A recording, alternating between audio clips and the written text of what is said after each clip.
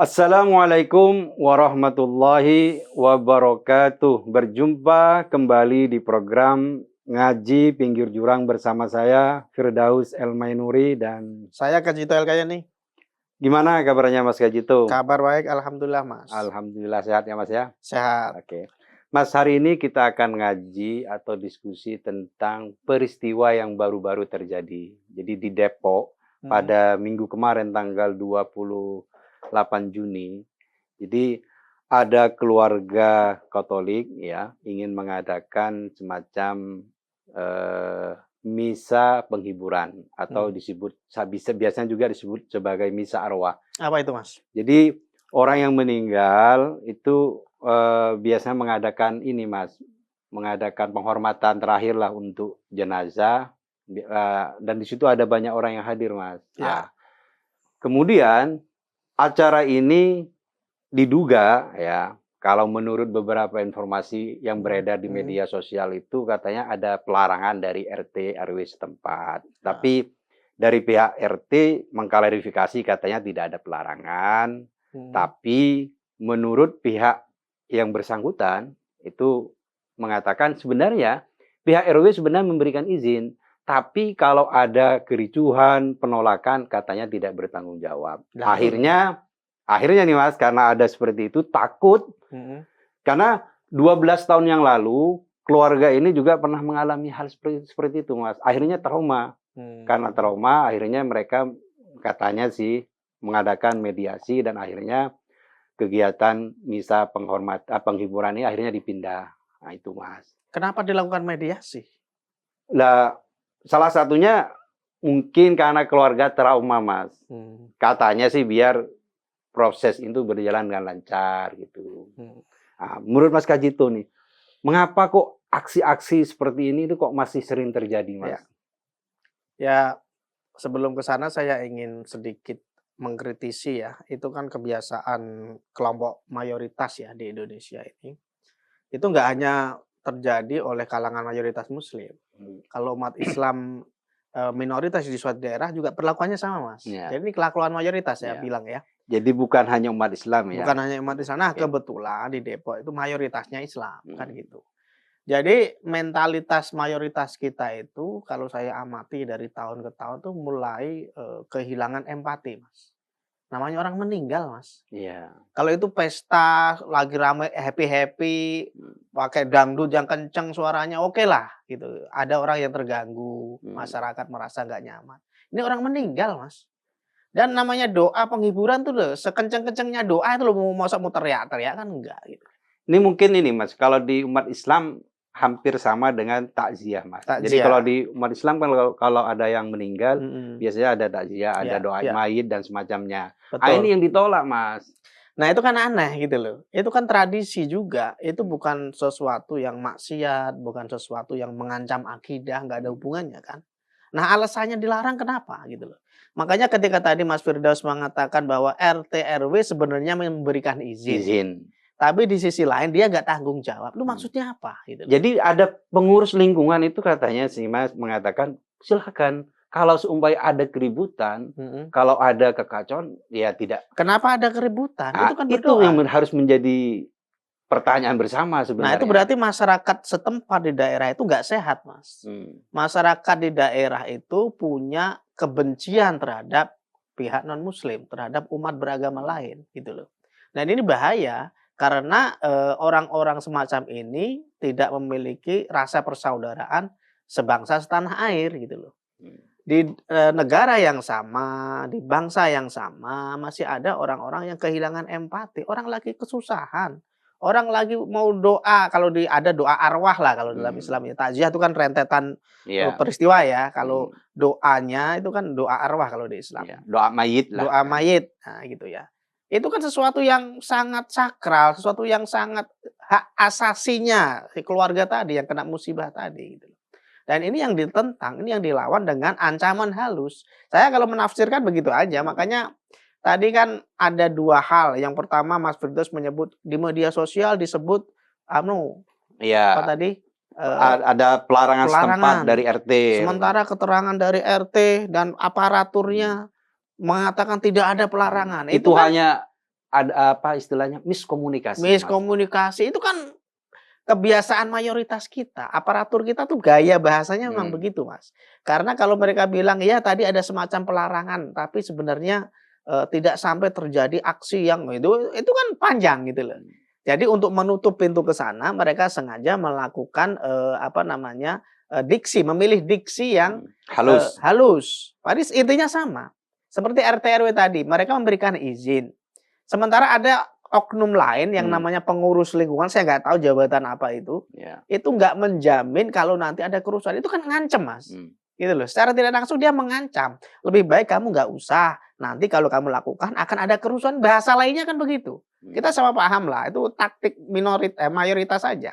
Siasat mayoritas saja untuk menekan minoritas gitu. Dimanapun begitu bahasanya. Makanya ini alarm bahaya ya. Kalau bangsa ini terus dibiarkan hal-hal yang kayak gini, itu nanti ujung-ujungnya akan ada perpecahan. Ya kalau di Depok mayoritasnya Muslim. Kalau di tempat lain mayoritasnya bukan Muslim. Dan itu akan terjadi penindasan yang sama. Mereka akan dendam karena kaum mereka di tempat lain mengalami penindasan serupa. Gitu. Ini Mas, ada yang menarik dari komentar salah satu netizen nih Mas. Jadi setelah adanya mediasi itu ada yang komentar, wah ini tingkat komedi tertinggi katanya Mas. Jadi mediasi di saat orang yang sedang berduka itu dianggap sebagai tingkat komedi tertinggi. Iya iyalah. Alangkah lucunya gitu. Betul, kan. Itu sangat lucu. Makanya langkah aparatur, saya nggak tahu itu kepolisian ikut andil nggak di situ atau hanya aparatur desa. Aja tuh kurang ini ya. Kayaknya nggak sampai kepolisian ya, belum sampai ke sana ya. Jadi para pihak di sana kalau saya lihat RT RW, kepala desa mungkin, pengurus lingkungan tadi mungkin, terus orang yang terkena musibah tadi yang keluarganya meninggal tadi gitu. Nah, apa urgensinya dilakukan mediasi? Kalau terjadi konflik, Mas, konflik lahan misalnya, rebut-rebutan hak milik, mediasi. Ya maksudnya mungkin mediasi ini dilakukan biar ini tidak biar apa? Acara misa penghiburan bisa berjalan dengan lancar, Mas. Akhirnya apa? Dipindah lokasinya. Loh kan berarti yang punya masalah bukan yang punya acara misa dong, tapi masyarakat setempat. Ya, karena mungkin bagi masyarakat setempat ini dianggap mengganggu lingkungan ini. Mengganggunya di mana? Ya, mereka mengganggu. Yang namanya orang nggak suka kan pasti dianggap mengganggu, Mas. Ya, benar-benar. Jadi menurut mereka kalau mereka mendengar doa-doa Injil gitu kan, keimanan mereka mungkin berkurang atau gimana? Imannya merasa berkurang, dirinya merasa terancam. Mungkin begitu ya perasaan mereka ya. Makanya resisten terhadap hal-hal yang tidak mereka pahami. Jadi ini memang bahaya laten menurut saya, bahaya yang tersembunyi di dalam kehidupan sosial kita. Dalam struktur masyarakat kita ternyata ada lapisan-lapisan yang selama ini tidak diidentifikasi dengan baik oleh pemerintah. Sekali lagi ini pemerintah, Mas, yang punya kewenangan. Karena itu, Mas, jadi setelah video ini beredar, jadi ada yang meminta untuk videonya itu di-tag itu ke Gubernur Jawa Barat, Kang Deddy Mulyadi. Nah, Jadi biar kasus seperti ini segera ditindaklanjuti. Karena kita kan tahu, Mas, Kang Deddy ini kan salah satu pejabat yang istilahnya yang tegas dan sering melawan kasus-kasus intoleransi itu. Ya kan karena Deddy juga pernah mengalami kekerasan kan. Purwakarta dulu patungnya dirubuhin lah, diprotes ini sama Rizik Syihab dan gengnya kan waktu itu. Nah artinya gini loh, saya juga melihat bahwa kenapa kasus ini buru-buru dimediasi, karena mereka takut nanti Deddy Mulyadi turun ke lapangan. Saya curiga begitu. Makanya baik kelurahan, baik RT RW, baik oknum-oknum yang toksik tadi di daerah itu buru-buru melakukan mediasi. Loh, urgensinya apa mediasi dilakukan gitu loh. Wong mereka itu hanya ingin berdoa, apa salahnya berdoa? Makanya kebutuhan mediasi ini mediasi itu sekali lagi bahasa mayoritas, Mas. Mediasi itu kan cara mayoritas untuk menekan minoritas. Itu aja bahasanya. Jadi kalau ada mediasi pasti tidak setara di sana. Pasti minoritas ini dikeroyok, Mas. Itu bahasanya begitulah, ya. Jadi akhirnya yang minoritas beralasan itu ya tidak ada paksaan. Ini keputusan diambil ya karena demi kelancaran. Lah, jadi mediasi itu jadikan alasan untuk membenarkan tindakan mereka. Kan keputusan musyawarah kita, mediasi kita. Akhirnya kan begitu. Padahal itu nggak butuh mediasi. Justru menurut saya ini kesalahan terbesar aparatur, termasuk kepala desa ya, RT RW dan pengurus lingkungan tadi, juga masyarakat tentu saja. Mereka itu mestinya kan kalau ada orang lagi kena musibah seperti dibantulah, gitu loh. Bahkan kalaupun itu bukan musibah, misalnya mereka sedang ada hajat, ada pernikahan, ya dibantulah. Itu kehidupan sosial yang sehat Ya, begitu, saya Mas. jadi teringat di masa Rasulullah itu, Mas. Jadi Mhm. ketika waktu itu Rasulullah itu sedang duduklah bersama para sahabat. Ya. Waktu itu ada jenazah orang Mhm. Yahudi lewat. Mhm. Rasulullah waktu itu untuk menghormati itu, akhirnya Rasulullah itu berdiri, Mas. Mhm. Akhirnya sahabat bertanya, "Ya Rasulullah, apakah itu jenazah orang Yahudi?"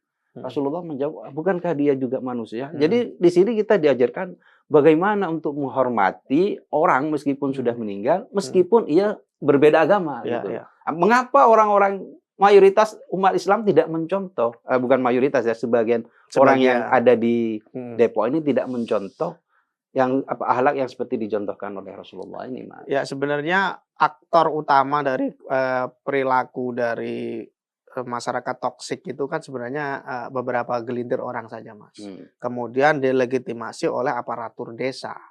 Entah itu dari kelurahannya, entah itu dari RT RW lah biasanya yang lebih toksik gitu. Atau oknum-oknum seperti pengurus tadi lingkungan tadi.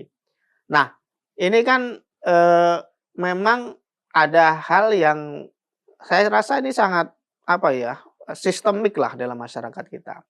Kita itu seringkali dicekoki dengan identifikasi-identifikasi, pengelompokan-pengelompokan oleh para pemuka agama. Kan gitu sering kan? Ya. Jadi ada semacam perasaan takut, ada semacam, paranoid gitu ya, daripada pemuka agama ini kemudian atau kelompok tertentu lah, nggak hanya pemuka agama lah, ada kelompok tertentu seperti kelompok yang ormas radikal itu loh, kan banyak itu yang bertebaran itu. Nah, pelakunya memang nggak banyak, tapi gara-gara segelintir oknum tadi, akhirnya orang-orang yang awalnya netral atau justru bahkan toleran, toleran itu plus ya. Netral itu ya netral aja, bukan plus, bukan minus. Nah, orang-orang yang awalnya netral dan toleran itu akhirnya ikut terganggu. Akhirnya ikut dalam barisan mereka seolah-olah begitu ya, meskipun kadang mereka juga nggak bersuara sebenarnya. Nah, ini yang terjadi di banyak kasus konflik, beragama di Indonesia. Pelakunya sebenarnya nggak banyak, ya ormas-ormas itulah yang ini. Nah, inilah pentingnya aparat, pentingnya pemerintah untuk tegas gitu loh. Jadi mereka juga harus memetakan, lapisan struktur masyarakat. Nggak semuanya orang itu intoleran, paling 1, 2 yang kayak gitu. Nah, 1, 2 inilah yang harus dijinakkan gitu loh, Karena mereka diedukasi. keras, Mas. Ya makanya edukasinya nggak bisa 1 hari 2 hari, ketika ada kasus baru bingung. Kan ini perlu proses panjang kan. Kenapa di zaman-zaman kita dulu, zaman kakek-kakek, nenek kita dulu nggak ada kejadian kayak gini gitu. Orang guyup rukun, kalau ada hari besar atau kegiatan umat agama lain ya nenek nenek kakek kita ikut-ikutan. Sebaliknya begitu, kalau umat Islam ada kehajatan dan sebagainya, umat non muslimnya juga ikutan gitu. Itu guyup rukun, enak gitu loh. Dan itu sekarang tidak terjadi lagi. Ya. Jadi sekarang begini, Mas. Perbedaan itu dianggap sebagai ancaman, Mas. Jadi kalau ada orang non muslim mengadakan ibadah atau apapun lah, itu dianggap sebagai ancaman bagi umat mayoritas itu, Mas. Bagi umat Islam yang di situ. Makanya ini kan beban beratnya sebenarnya yang pertama pemerintah ya. Kan selama ini saya lihat pemerintah itu ya autopilot aja. Melihat kasus-kasus ini mereka akan sibuk ketika terjadi konflik. Sudah konflik nih baru sibuk. Padahal konflik tuh ada di banyak titik dan itu terus terjadi dan terus terulang, Mas. Nah, langkah apa yang mereka lakukan? Tidak ada. Mereka hanya meredakan konflik ketika setelah terjadi. Mereka nggak Dengan cara mengantisipasi. mediasi tadi itu, Mas. Iya. Karena sebelumnya di Jawa Barat sendiri, Mas, tanggal 24 yang kemarin itu juga ada sama-sama, Mas. Betul. Ada pembubaran rumah doa. Jadi di sebuah perumahan ya. Jadi ada perumahan di situ karena hampir lebih dari 40 orang non muslim di situ, akhirnya sama developer ini dibikinin kayak semacam rumah doa. Rumah doa ya. Bagi sebagian orang menganggapnya rumah doa itu sama dengan musola, bukan masjid. Jadi rumah doa. Akhirnya ini ditentang, Mas. Bahkan ada yang bilang, nih kalau seumpamanya tidak masih tetap melakukan doa di sini, kita akan kalau di tempat yang lain itu sudah dibakar, kata begitu, Mas. Jadi memang penolakan terhadap ibadah non Muslim itu ya memang belakangan ini kembali marak, Mas. Nah itu. Dan salah satunya terjadi di Jawa Barat itu. Karena itu banyak yang menyoroti Kang Deddy itu, Mas. Ya. Saya rasa ini sudah lampu merah ya, bukan lampu kuning lagi menurut saya. Ini sudah menunjukkan masyarakat kita tuh sakit. Terus terang ini ya.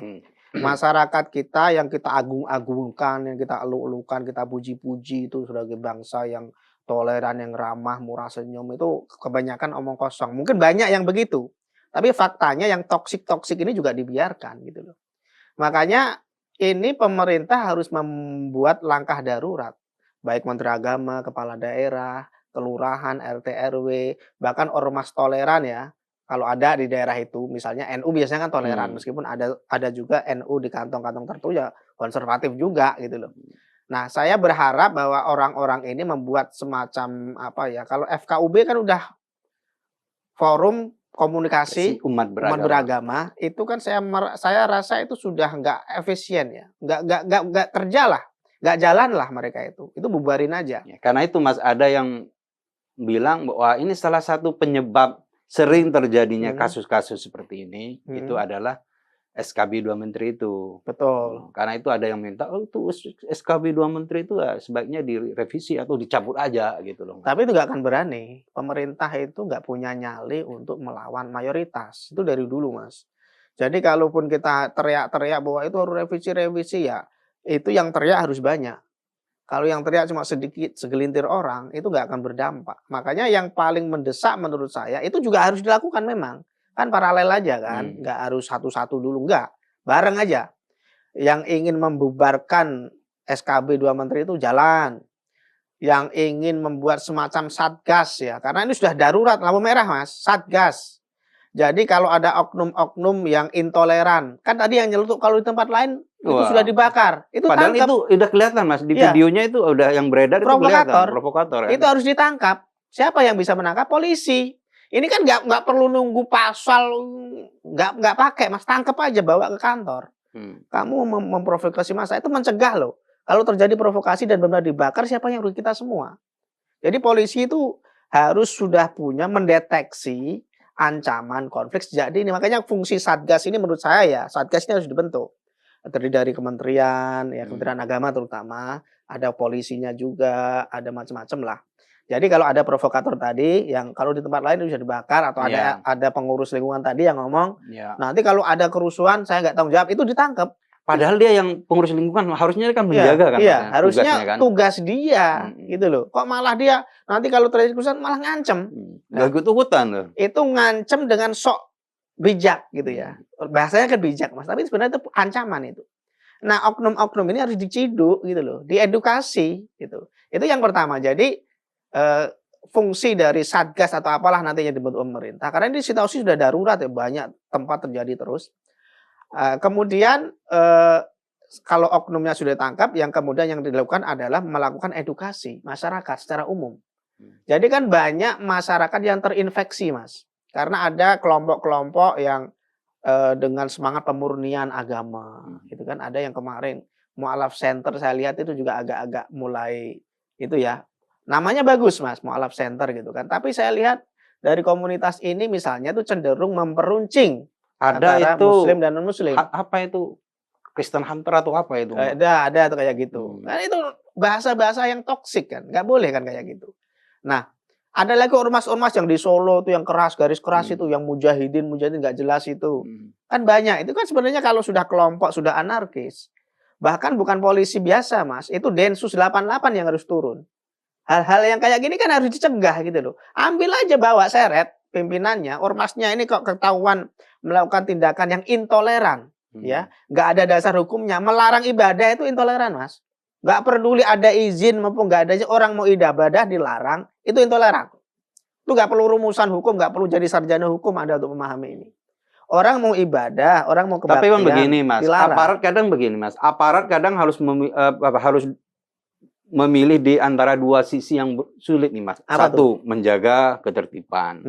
Di satu, memenuhi hak ya. Kalau orang beribadah itu kan punya hak untuk mereka, betul. Di satu sisi takut ada semacam kericuhan lah. Kerusuhan benar. Makanya kan aparat akhirnya harus memilih mana nih yang lebih prioritas. Apakah memenuhi hak itu atau mencegah terjadinya kericuhan itu, Mas. Ya, itu kan kalau mikirnya situasinya konflik kan. Makanya saya ngomong ini situasi sebelum konflik. Aparat itu harus sudah bekerja sebelum konflik terjadi. Makanya kalau ada provokator, cokot. Jadi ambil. sebelum itu ditarik dulu gitu ya? Iya, comot. Ambil dulu. Kemudian dari Kementerian Agama edukasi masyarakatnya. Itu semuanya bekerja. Bukan hanya satu ya, bukan hanya polisi. Kalau hanya polisi aja gede ya kelenger Mas, nggak akan kuat melawan arus massa itu. Kemudian aparatnya juga jangan pengecut gitu loh. Wong mereka didukung oleh undang-undang kok. Aparat juga harus punya backing, punya masyarakat yang sadar, masyarakat yang toleran. Jadi polisi itu juga harus membentuk circle, ya, membentuk kelompok pendukung mereka dari orang-orang toleran gitu loh. Jadi ketika polisi mendapat tekanan dari masyarakat intoleran, mereka juga dapat dukungan dari masyarakat toleran. Makanya perlu dibentuk semacam satgas menurut saya. Nggak tahu lah bentuknya seperti apa. Yang penting bukan FKUB tadi, itu udah nggak jalan itu. Itu semacam apa ya, kumpulan orang nganggur yang dibiayai oleh daerah gitu loh. Nah ini penting untuk dibubarkan menurut saya. Seperti SKB 2 Menteri juga perlu dibubarkan, diganti dengan yang lebih baik. Karena orang mau bangun rumah ibadah aja susahnya minta ampun Mas.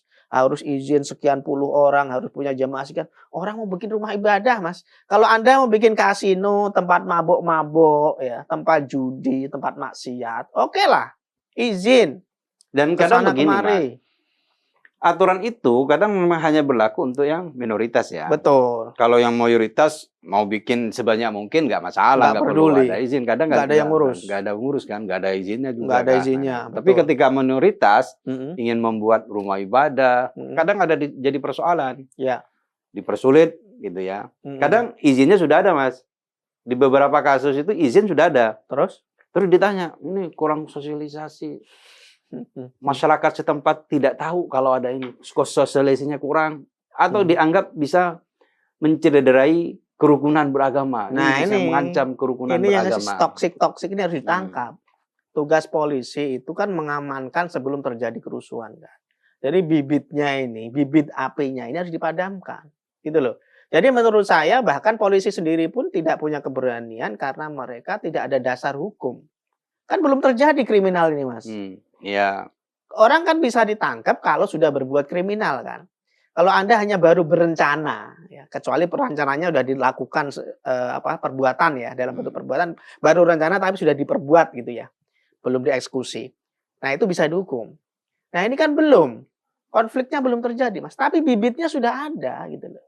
Makanya ini perlu aparat turun, aparat perlu di backup oleh masyarakat toleran, oleh mereka yang melek, oleh mereka yang punya empati, yang punya kesadaran kebangsaan gitu loh.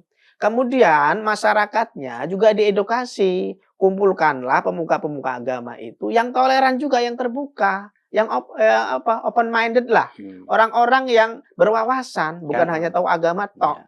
Karena sebagian masyarakat tuh gini Mas, kalau seumpamanya kiai atau tokoh yang diundang, tokoh itu tidak keras, itu kadang kurang laku Mas. Ya. Kalau ceramahnya cuma ya yang berisi tentang yang santai-santai aja, yang toleran, itu kadang kurang menarik Mas. Betul. Tapi kalau seumpamanya ceramahnya itu berapi-api, menggebu-gebu, kemudian menghantam sana sini, itu malah yang laku di masyarakat Mas. Ya. Makanya kan ada banyak mu'alaf, kiai-kiai, ustadz-ustadz mu'alaf itu baru masuk Islam sebulan udah diangkat jadi ustadz, bahkan sudah diundang kemana-mana. Dan ketika konten ceramah mereka itu menyindir agama-agama mereka, wah itu ramai, malah sering ini laku diundang orang. Jadi mata pencaharian, nah, itu. Bisa hidup dari situ. Nah, itu yang jadi kebiasaan konyol bangsa kita. Jadi yang toksik ini malah dipelihara. Karena memang kalau kita berkaca pada media sosial ya, cara perilaku di media sosial, orang itu akan sangat terkenal itu kalau pertama punya pendukung lover, juga punya hater yang besar Mas. Dua-duanya ini saling menghidupkan. Kalau hater melulu kan ya nggak ada perlawanan kan, atau lover melulu nggak ada haternya kan ya anyep juga kan. Nah kalau dua-duanya sama-sama dipelihara, itu akan semarak itu kan. Itu sama yang terjadi dengan para pemuka agama yang toksik tadi. Nah, menurut saya inilah pekerjaan rumah dari Kementerian Agama. Berulang kali saya katakan. Jadi orang-orang seperti Pak Nasaruddin tuh ngapain gitu loh kerjanya. Nggak, termasuk Gus Yakut yang sebelumnya ya. Jadi ke para menteri-menteri itu kan mereka punya kuasa anggaran ya. Mereka punya jaringan sampai ke bawah. KUA, kantor urusan agama, apa itu kan pasti ada unsur-unsur dari kementerian ya, meskipun mungkin nggak sampai ke bawah banget. Ya minimal kabupaten adalah gitu kan. Perwakilannya Kementerian Agama, kemudian di kecamatan mungkin juga ada sempalannya sedikit-sedikit. Nah, itu kan sebenarnya mereka bisa membuat semacam kurikulum kerukunan tadi, Mas. Poin paling penting adalah nggak perlu muluk-muluk lah. Jadi antara umat beragama itu harus sering dilakukan komunikasi, dibikin kegiatan bersama untuk saling memahamkan. Oh, kita itu ternyata beda ya. Meskipun kita beda, kita nggak harus saling bermusuhan gitu. Itu di daerah-daerah yang rentan konflik, Mas, itu harus sering dilakukan. Jadi ada umat Kristen situ, moderasi umat beragama Islam di situ. gitu Iya, ya. moderasi bahasa kerennya moderasi tapi Beragama. nggak faedah. Itu harus dijadikan kurikulum kerukunan di seluruh Indonesia yang ada potensi konflik aja. Jangan kayak MBG lah nanti dibikin yang orang kaya dapat menu. Nggak gitu maksud saya. Atau koperasi merah putih sampai di ujung hutan dikasih. Nggak gitu ya konsepnya ya.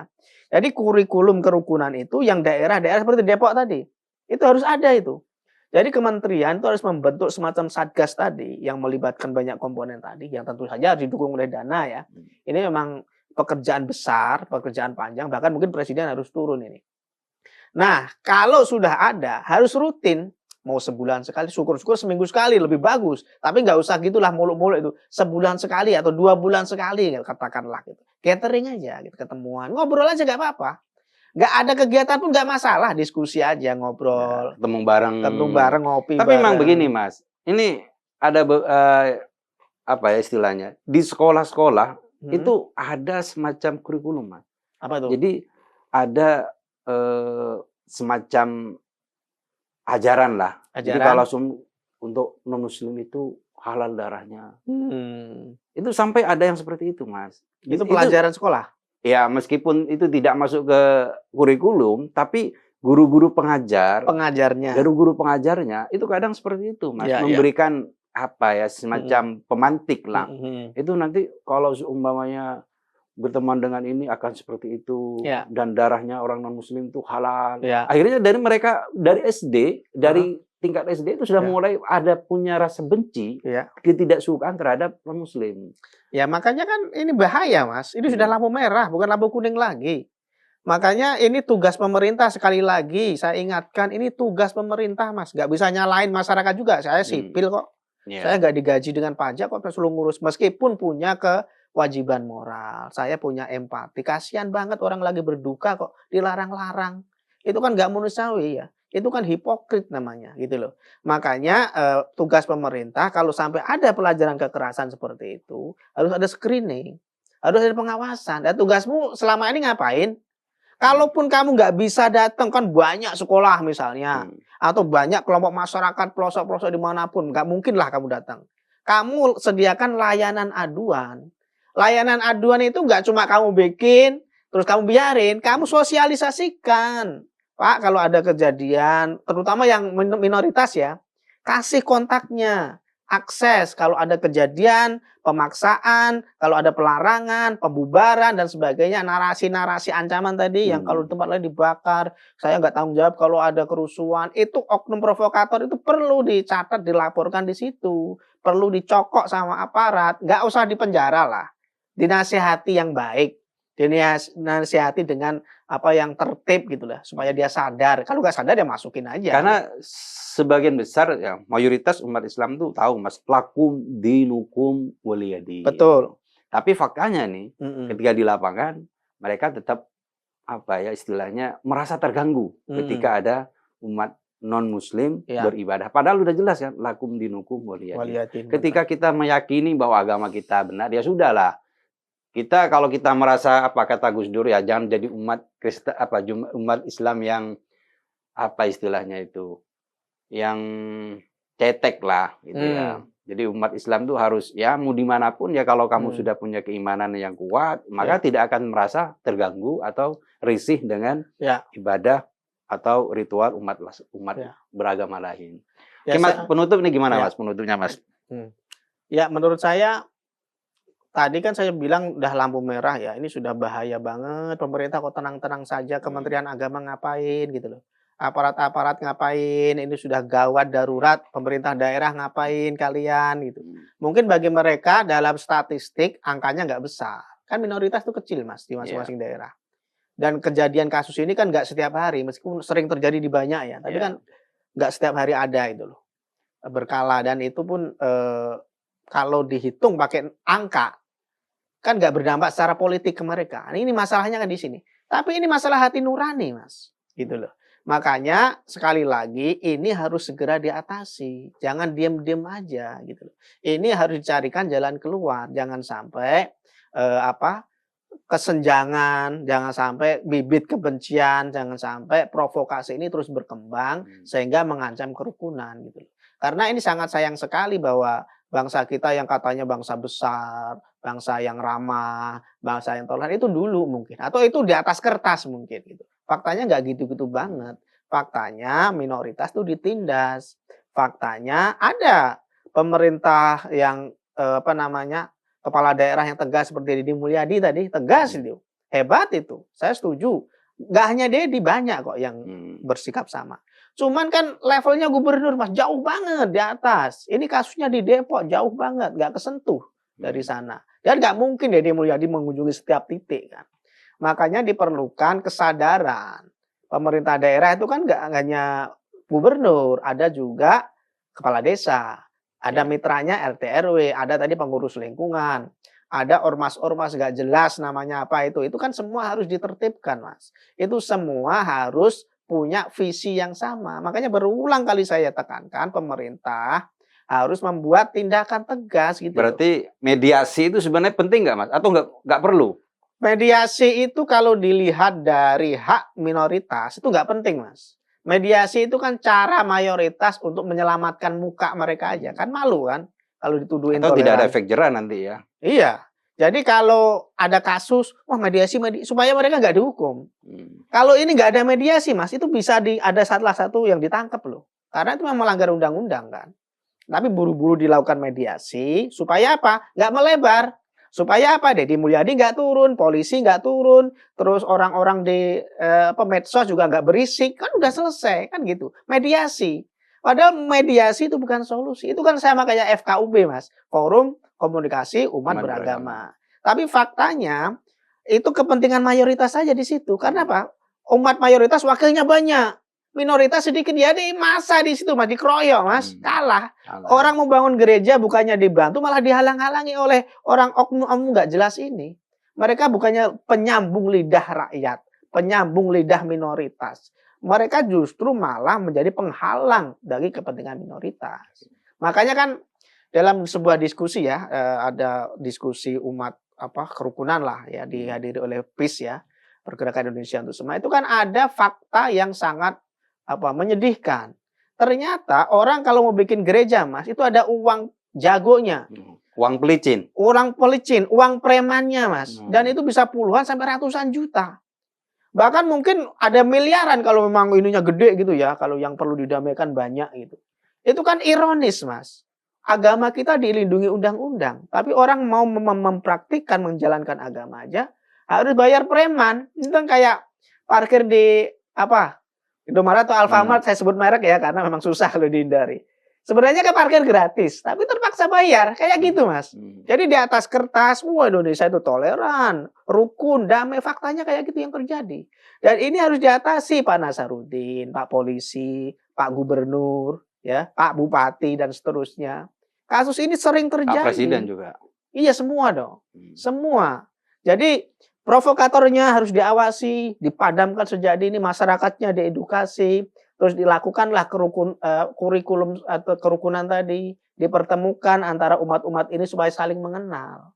Karena kalau saling mengenal kan ini Mas, kebencian, keraguan, kecurigaan itu bisa padam. Kalau orang nggak kenal ya curiga bawaannya, Mas. Tapi kalau Tak kenal maka tak sayang. tak kenal maka tak sayang. Itu intinya, Mas. Oke. Semangat sekali nih Mas Kajito. Harus nih. semangat membela kebenaran. Oke. Terima kasih Mas Kajito. Sama-sama, Mas. Penonton, demikian ngaji pinggir jurang kali ini. Kami hanya ingin mengajak Anda melihat isu keislaman dari berbagai sudut pandang, dari beragam penafsiran, agar kita tidak terjebak pada pemikiran yang kaku dan sempit yang mudah menyalahkan dan mengkafirkan kelompok lain. Mari kita jaga kerukunan, hargai perbedaan. Wassalamualaikum warahmatullahi wabarakatuh.